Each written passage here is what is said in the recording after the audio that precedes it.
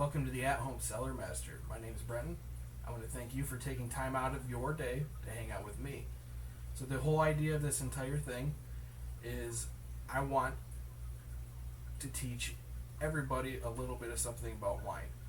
Whether it's learning how to make it, whether it's learning how to grow grapes, whether it's learning how to taste or pair or whatever it is, I want to share my experience with everybody. So today what we're going to do is we are going to review a couple of wines. So for those of you that know me, you know that I have spent the last several years working at Ciccone Vineyard and Winery. So I saw it only fitting to make my first review a couple of Ciccone wines. So today we've got a 2021 Pinot Grigio and a 2021 Dolcetto Rosé, and they were kind enough to give this to me, and it's not even released yet. So let's get started. So we've got this 2021 Pinot Grigio, and Pinot Grigio is a pretty versatile grape. You can do a lot of things with it. This particular one is made in pretty traditional style. It's got a nice color to it. It's got a nice pale straw color. Some of the other things that you can do with Pinot Grigio is you can make it into like a rosé, or you can treat it like a red and ferment it on the skins and kind of give it some tannins. In this instance, we've got a nice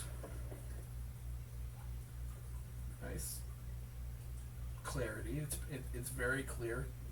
It's obviously been filtered and it's very clean. I don't know if you can see that or not, but we've got some nice legs going down the glass, which suggests a high quality wine.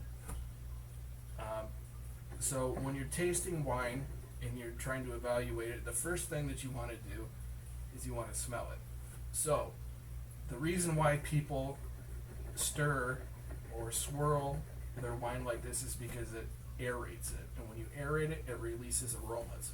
So we're going to do that a little bit. You don't want to do it too much, because if you do it too much, it can make the wine, it can take away some of the characters of it. So we'll give it a nice stir.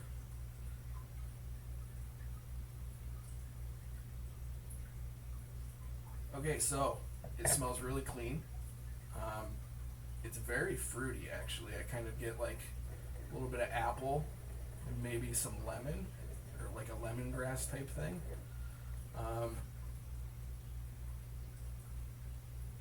It also has like a minerality thing to it going on, which some people sometimes describe as like a petroleum, but it's minerality.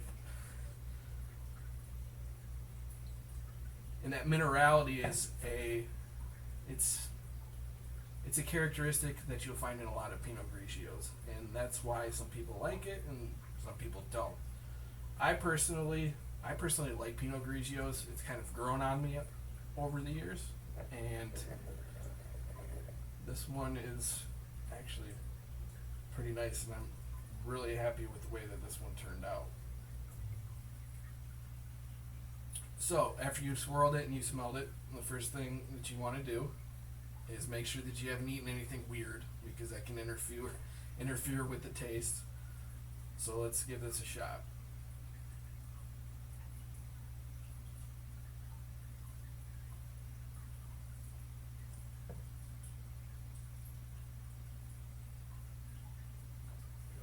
Okay, so I would call this an off-dry wine, meaning it's got a little bit of sweetness, but I definitely would not call it sweet, but I wouldn't call it totally dry either. It's kind of somewhere in the middle. It's got a nice acidity, which you can feel right on the front of your tongue, and sometimes wine can be too acidic, and when it's too acidic, it's not very pleasant, but this one has just the right amount of acidity to it, and it actually finishes really smooth, which is kind of interesting because it does have nice bright acidity to it. As far as flavors,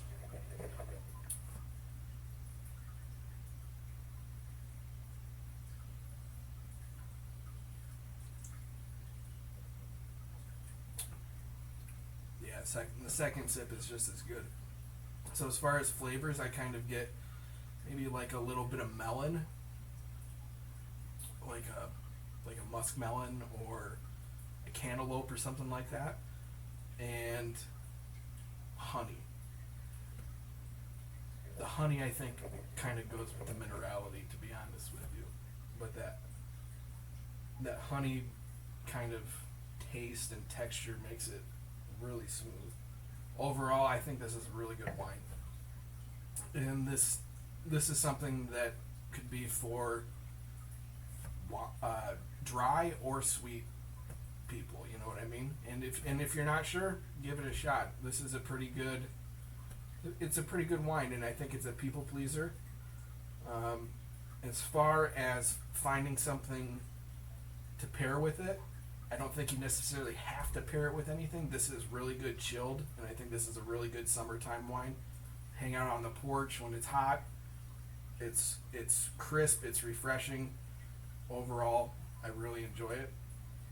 I think if I was going to pair this with something, I would probably go with something a little bit lighter. Like I might go with like a nice salad or something, like a fruity salad with some fruit in it. Or if you're looking for something a little bit heavier, I think it would go nice with. Actually, I think it would go nice with salmon, to be honest with you. But like I said, you don't have to pair it with anything. You can drink it as it is. That's totally fine. So let's move on to the next one. So this one is a very unique wine. So the Dolcetto grape is a red wine grape that Ciccone Vineyard and Winery grows. And generally they turn it into a nice tannic red. However, this year they decided to do something a little bit different with it. And they did, instead of treating it as a red, they treated it as a white. And we've got this nice, light, almost peach color. And it's really unique. You're not going to find something like this from Michigan, I can tell you that. Yeah, so generally Dolcetto is a very tannic grape. However, because they treat it as a white, it's going to be a little bit softer. So you're not going to have the tannins really kind of drying your mouth out and kind of, making you smack your lips a little bit. So, give it a little swirl.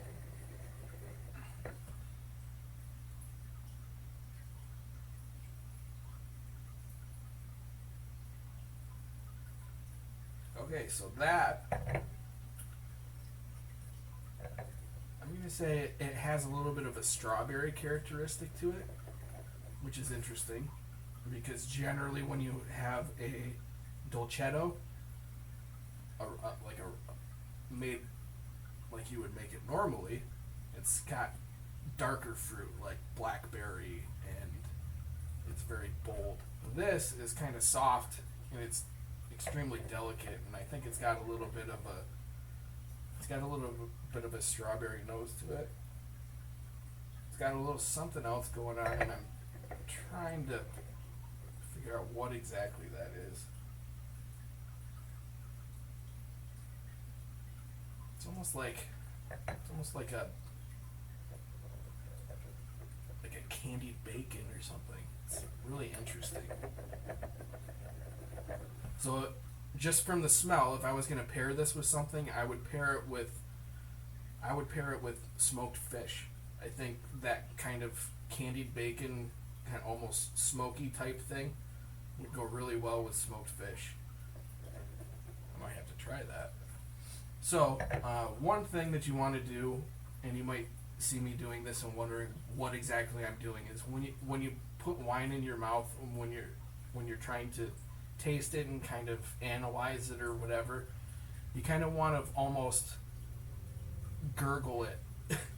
And it sounds silly, but you almost want to gurgle it in your mouth because it aerates it in your mouth, and it gives you like the full experience.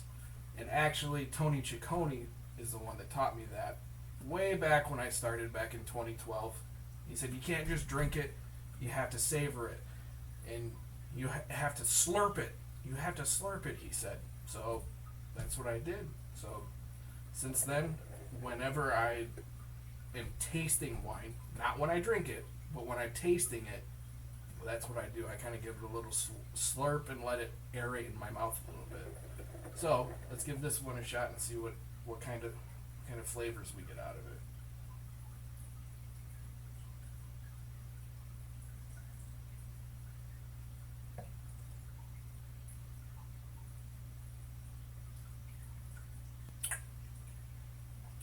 Okay, so this one I think is slightly sweeter than that Pinot Grigio is.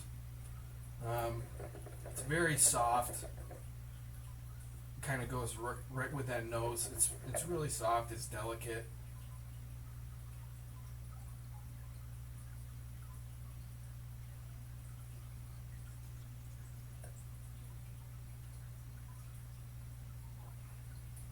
As far as flavors go, to me it almost tastes like a flower smells. It's really interesting. But it also has an interesting fruit characteristic, and I don't think it's not strawberry like the nose is.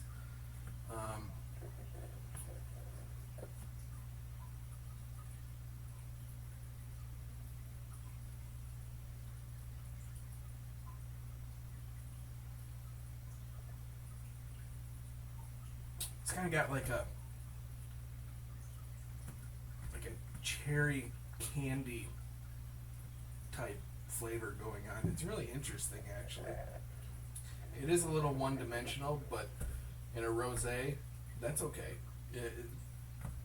Having a one-dimensional rosé, as long as it's enjoyable, that's all that really matters. It finishes really. It has this viscosity to it, so it kind of leaves your tongue and the inside of your mouth coated with like I'm not going to say oil because that's a terrible word, but it kind of leaves the inside of your mouth slippery. So, yeah, I mean, I would check this one out when it comes out. I'm going to assume that they'll probably release it sometime in the next couple months. So, thank you for watching. I appreciate you taking the time to hang out with me. And I'm going to try to do videos like this every week.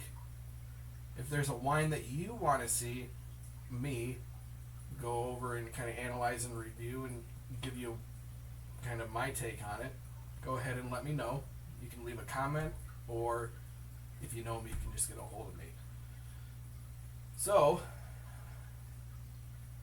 thank you for watching, and we'll see you next week.